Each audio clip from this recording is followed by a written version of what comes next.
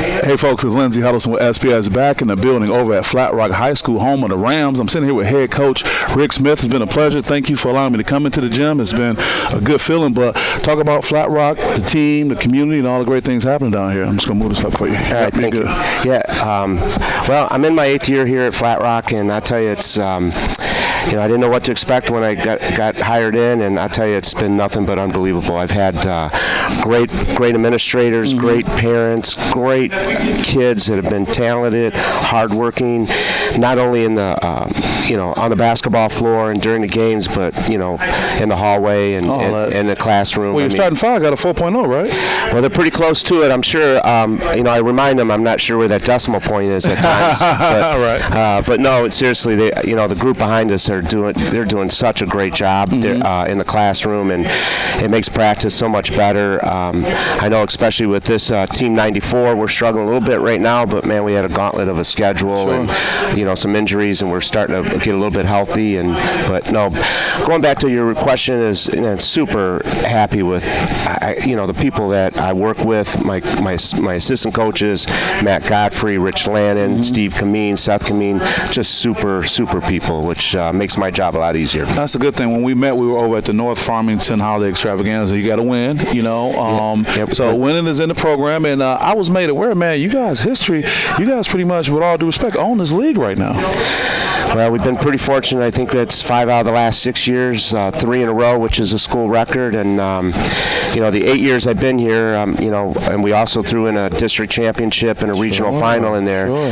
Our only losing season was, unfortunately, COVID, and we tried not to count that because it was we only played 12 games that year. But, yeah, we've got a great culture here. We defend hard, we play hard, we're unselfish. We support each other, and honestly, I've had great talent, man. Right. I mean, it makes me. I had some kids that coming through made me look pretty smart. Yeah, I get that. I was talking to your assistant coach Matt, and he said most of these guys are 8-year players. They were in the middle school program for 4 years. Now they're here, which is a rarity when you talk about succession as it relates to people staying connected. What's the secret sauce to that, you think? Well, great youth coaches, Coach Z and Coach Villamir down in our 7th and 8th grade has helped. Our ICE program for our youth program is really solid. ICE? Which is just our youth program in Flat Rock, and we get a bunch of downriver kids that come in and play. So that's really helpful. And honestly, I bring in some JV kids to come in and practice with the varsity. We do a lot of fundamental stuff on Saturday, so we'll get some of those 7th and 8th grade kids. And I hear you guys gonna be shooting on the gun as late as 10 o'clock because of the support of the superintendent and other people around here. And that's the whole thing. We got guys that are able to come in and get our kids on the gun, and a lot of shooting. And I can tell you, when the girls' games finish, sometimes on that Monday or Thursday, we got guys chomping at the bit, getting their shoes on and pulling out the machine, getting up a couple hundred shots. Oh, wow, that's great. And that's been like that for the last 8 years. And, that's really helpful. And I think, too, bringing those kids that are in our school district coming in on Saturdays and working with our varsity kids, and I think they see what we want. And, a perfect example of that is Jordan Godfrey, a freshman on our varsity team. Yeah. He's, it's Coach Godfrey's son, and he's been coming to practice. That wasn't the initial plan, from what I hear, that some guys went down and opportunities present themselves. Yeah, we've had an unfortunate thing with some guys that were out for the year with different injuries, which has really kind of, put us behind the 8 ball, so we're trying to play catch up, and, we're still grinding it out, but, having somebody, I use Jordan Godfrey as an example of what our kids have gone through and know what we expect when they get up with the varsity with us. I knew. Coach, you're extremely humble, but your record definitely is warranted as it relates to acknowledging some things you're doing. I want to put my sports psychology hat on. Let's talk about your tone and your coaching voice. At least when I was hearing you take the guys through it, I hear a very mellow tone, but it feels like there's something underneath that can come out. We talked about the old school way of going back, but how deliberate are you with your tone and how your teaching voice is? Well, I think with this group and even the group last year, and I think we talked about it a little bit, it's a player-coach team. You know, listening to the players and having them coach each other. And like Tom Izzo said, and we talked about, when you get a player-coach team and not a coach-coach team, I think your success rate will be a lot better. Doesn't mean that, you know, I don't agree with everything they say or go about it, but you talk about players implementing plans and ideas and things like that. Right, you know, and like I said too, we talked about earlier, and like, hey man, if that didn't work, I can go see. I told you. Yeah, exactly. We're going to my 4-out 1 in. You know, I don't care what you say, but anyways, yeah, and yeah, it's in there. I'll pick and choose my times when I can all of a sudden have to lower the hammer.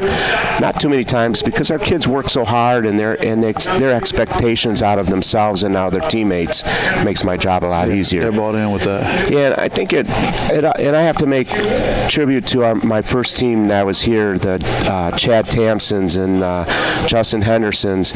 You know, that group won 6 games, and then the next year we won 18 and got to a regional final.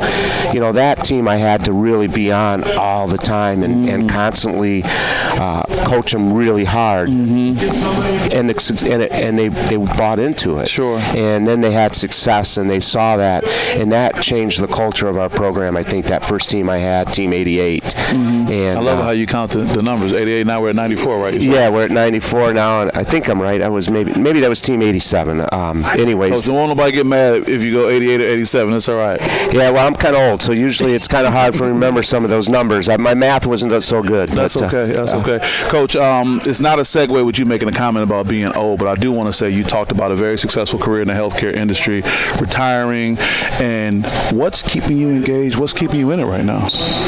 Well, number one is my support of my wife. You know, being married 36 years, that's and awesome. you know, congratulations to that. Yeah, I think too that any coach that's been around a long time knows that if you don't have support at home and those things, then your job's a lot harder. And it makes it hard to be here later and on the road and all that. 100%. And so that starts there. And if I don't have that support, then I can't do what I'm doing right now. But you know, let me ask a quick question on that. Yeah. Do spouses ever get enough credit for the silent role that they play? Is there even enough credit that can be given to a spouse that says, "Go ahead, honey, I know you'll be a little bit later with the guys or girls"?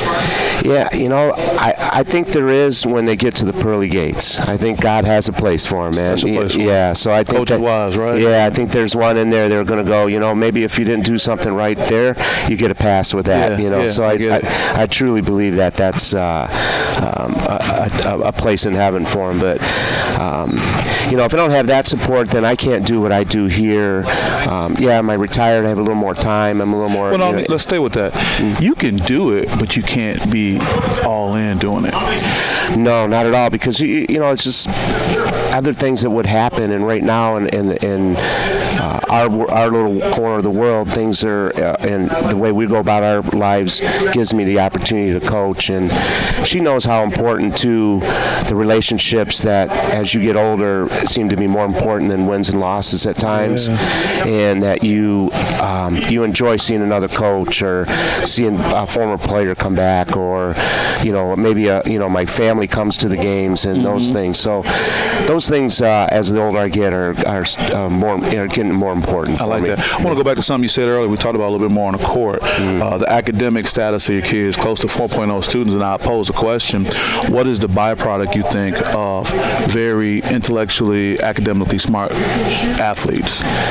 Well, one is the parents, man. They're, you know, if the parents aren't taking care of that end of the spectrum, then that's just less things that, as a coaching staff, that we have to do. And these kids also have pride in what they do in the school. You know, I hear them talk. You know, and matter of fact, like Adam Sele, you know, I give him a hard time. He's in calc, but I always tell him he's in pre-calc. You know, and he goes, "Yeah, I might not be doing good in calc, but it's not pre-calc, coach." Right. Get it right, because I'm doing my thing. Right, but so they have pride in that, and honestly, you know, just our parents are solid, man. Sure.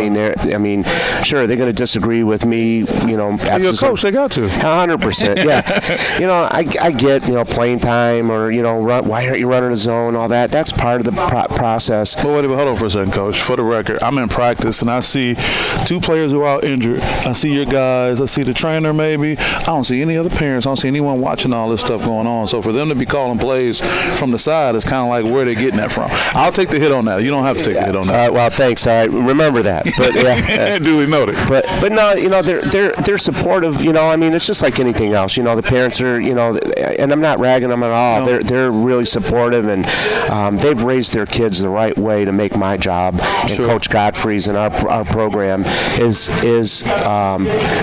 benefited from that.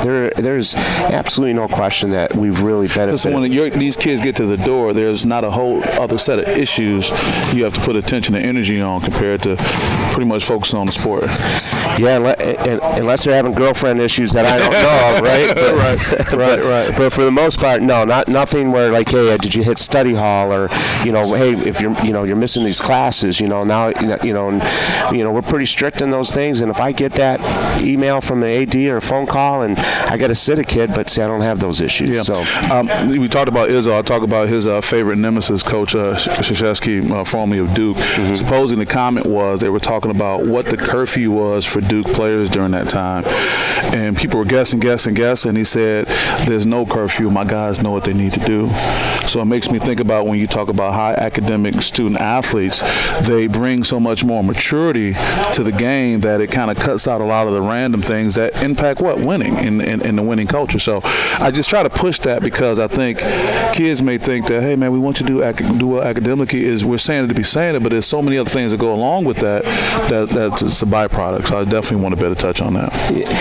Yeah, 100%. I mean, if we don't have that, again, in high school, they are definitely a student athlete. It's not college where, they're maybe an athlete and then a student with the NIL and all that. Here, they have to be eligible. It's not AAU either. It's just like, hey, first you've got to make sure you're taking care of your classes from 7:30 to 2:20, and then at 2:45 to 4:30, this is your other class, and you got to do what you do in those other classes. You got to do the same thing here. It's expected here. Yeah, and we present it that way. And you know what? All through, our guys have done a great job with that. I couldn't be more proud of a team. And we were a B Camp all academic team in Division II last year. I'm sure where we're at right now, we should be in that boat again. Coach, I'm so excited. Not only that I got a chance to spend some time in the gym, but the culture you have here is very inspiring. With the time we have, any shout outs, anything you want to say regarding the community, the leadership, or just the Ram family in general? Well, I know we're all not used to us being 4 and 5 right now. It hasn't happened in a while, and none of us are sleeping so well, especially me. But we're going to continue to work hard and keep going. League play, we start up league play on this Friday, and I can guarantee that I don't know what's going. I can't predict the score, but I can guarantee from this point on we're going to be we're going to get better, and we're going to keep grinding it out. And for the record too, speaking of Coach Izzo again, he just said we're just got through 1/3 of the season. I know people may not be thinking of it like that, but gee whiz, we're just getting things rolling. People are getting their legs up under. Your football guys are getting their conditioning right. We're just kind of getting into all of the season before the big push. 100% on that, no question.